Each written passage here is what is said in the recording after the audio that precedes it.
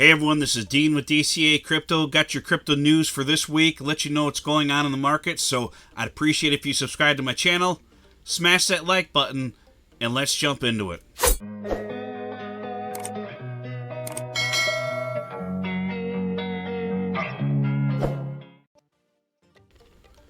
Alright, so we're going to cover some different topics in today's video. It's going to be a little bit of a shorter video. I just actually got off from work.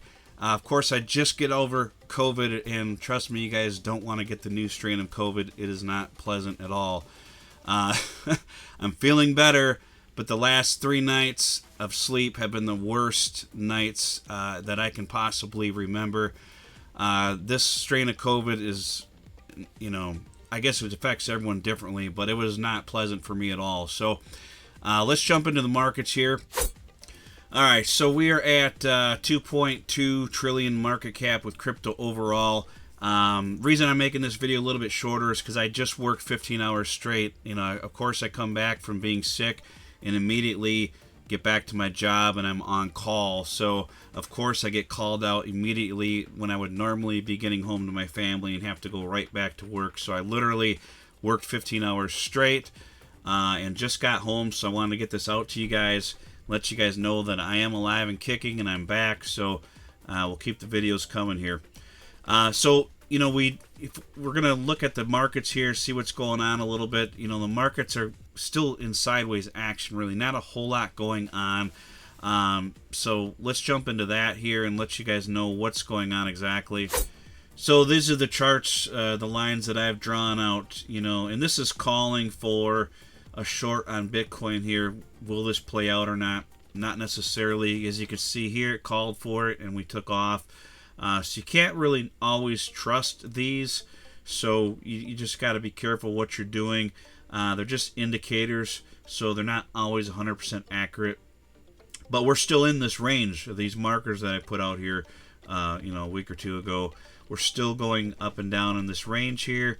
And this is a pretty bullish candle. We had, and I don't know if it's the largest, but one of the largest candles in history for a daily candle here. If we go to the daily chart. So if we go to the daily chart here, as you can see, we're still in this range. We did come all the way down here, like I said, and touch off from this wick candle here. So we hit that exactly here. It is possible that we come down to this $42,000 to $44,000 range. That is a possibility. If we do, we're going to see some pretty strong support at those levels. I don't think we would come down any lower unless something really, really traumatic happened in the markets, like a black swan event or something. But anything is possible. Or if the bull run is over, which I don't think the bull run's over, but that is a possibility. But this candle here, there was a daily candle. It was like almost $8,000 daily candle here. So if we stretch this out here and measure this candle, one of the largest daily candles in history, if not the biggest. So if we measure that here, that was a good amount. It was like from 54,700 to 62,700, somewhere in that range. So like an $8,000 candle for Bitcoin. I think this may be the largest daily candle in history for Bitcoin. I could be wrong on that, but it's definitely the largest daily candle in this bull run, I believe. But this one here looked pretty big too. This was what, 56,000 all the way up to 64. So that's about 8,000 as well. Pretty close to it, 56,500 to 64,000. So not quite as big as this one here, but pretty close. This is definitely the biggest candle so far. And after that candle, we had these moves upward. So will we start seeing some upward action? I hope so, but it's not necessarily going to be the case. We're still under, on the daily time frame here, we're still under that 50 and 200 day moving average here. So I'm hoping that we'll get up above this. Really need to get up above this previous all-time high. We need to get up above 72,000. We really need to get up above like 74, 75,000 before we can say that we're back into a bull run. Until that happens, we are just going sideways. And, that's pretty much all that's happening right now. But, we're still holding on, still hanging in there. It's funny how this trend line just continues and these candles keep forming in here. It's just amazing how that happens. Just stays right in this channel here. So if we break below it, it's going to mean trouble. If we break above it, it's going to mean great news. So hopefully this happens and we take off into a bull run. But this could keep going on for a while here. We don't know exactly what's going to happen. So some big news in crypto here is Ripple pretty much, technically, they're saying won the lawsuit. They got slapped with a $125 million fine for violating securities laws violations for the SEC. So, they considered it a win. And for what they're saying here, that the SEC is appealing this, it sounds like. So, basically there's a chance that this could go back to court if the SEC's appeal is approved. But we'll have to see if that gets denied or not. Will they get the appeal to go through and get approved? I don't know.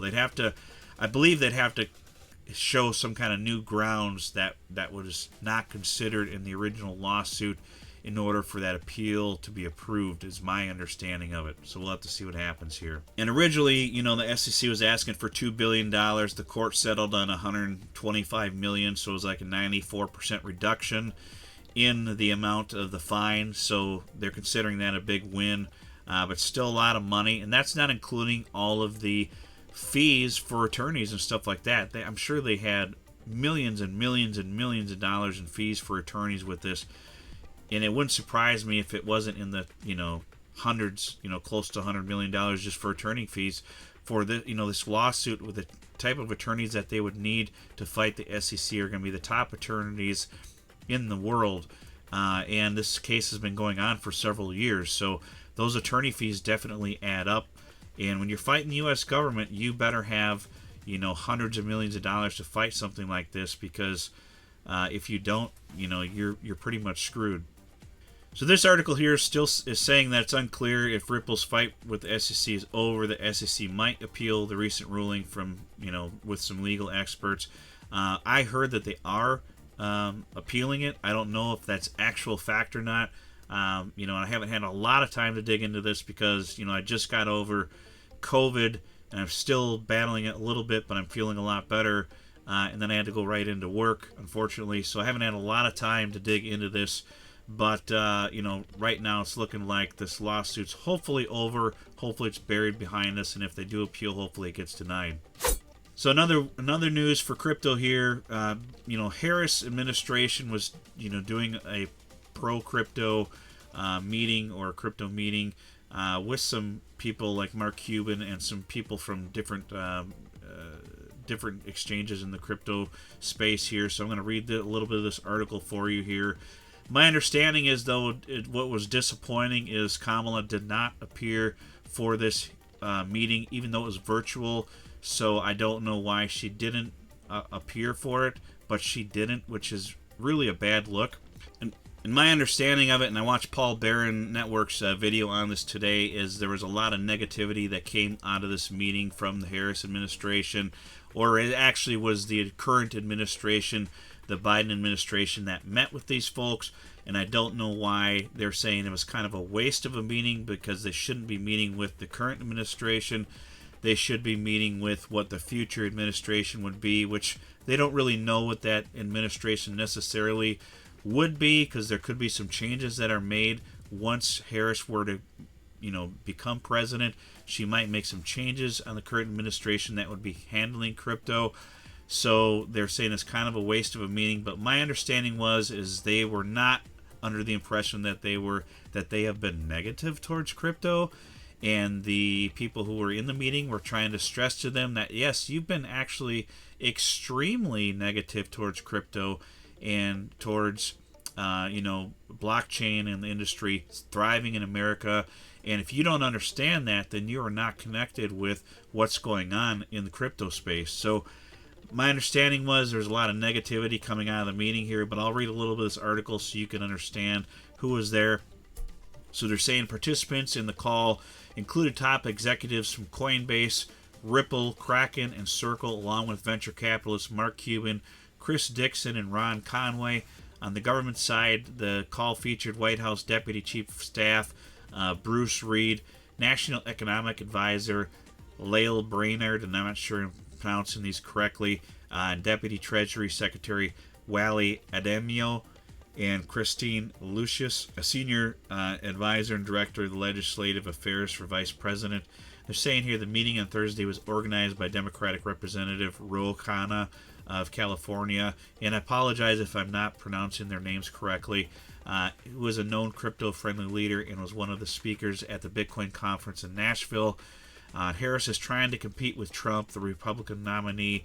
Trump has gone above and beyond in showing that he wants to be pro-crypto with his campaign this year. So Kamala really needs to step up to the plate and let people know from her directly where she stands on crypto and what kind of implementations she wants to make with crypto in a positive way, and how that would impact investors in the future.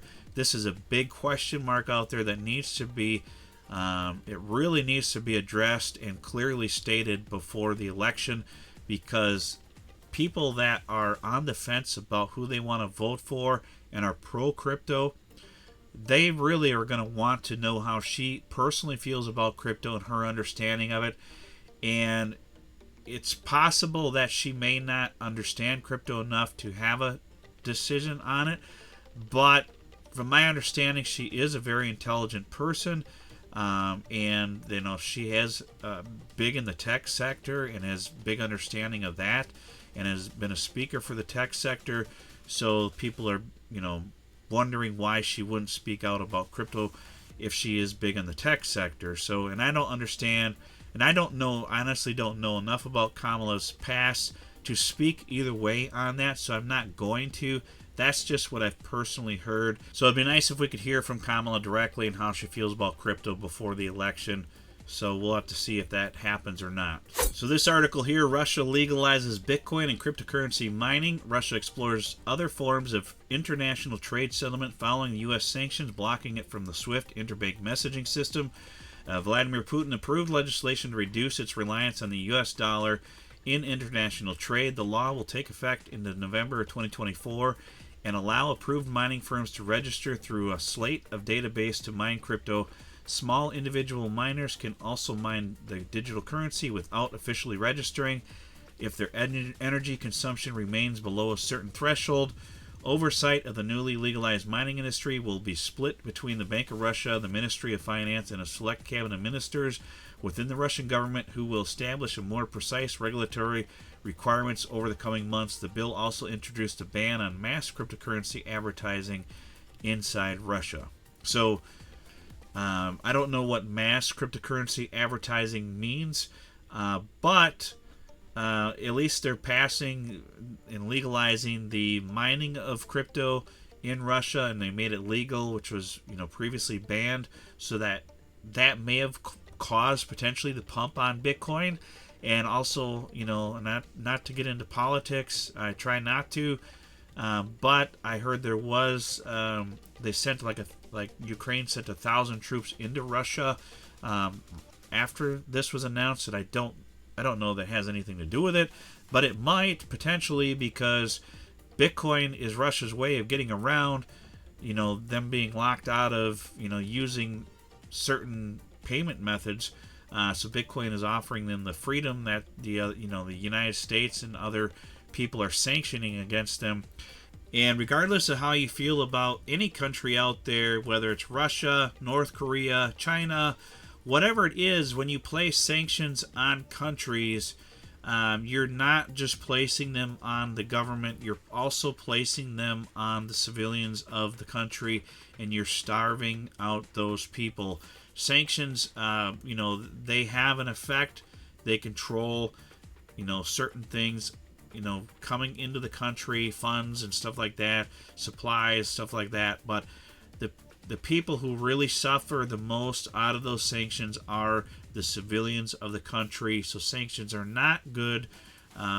Sometimes they may be necessary, but Bitcoin offers that freedom to the countries to still do transactions outside of the normal transaction banking system of the world. So the Bitcoin was designed for this. Is designed for freedom of transaction, freedom from being your own bank, freedom from the control of the banking system.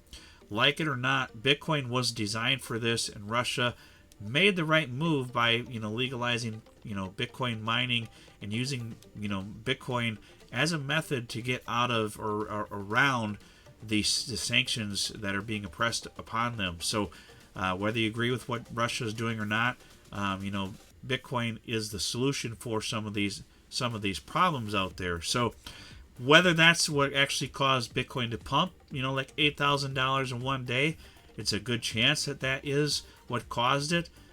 We don't know for sure, but these are pretty much the things that I wanted to cover in today's video, guys. I hope you like this video. If you like this video, if you like my channel, please hit the subscribe button and the like button. I appreciate it, and we'll see you on the next video. Tell me what you want.